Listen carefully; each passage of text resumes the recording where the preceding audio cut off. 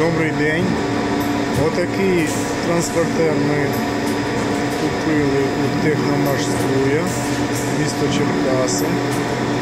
Це новинка, працює дуже надійно. Ми задоволені. Це не перше обладнання, що ми в них купляли.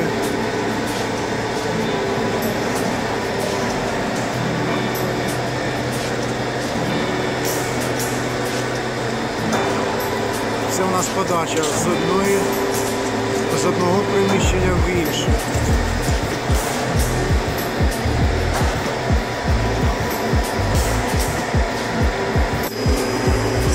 Це його друга частина.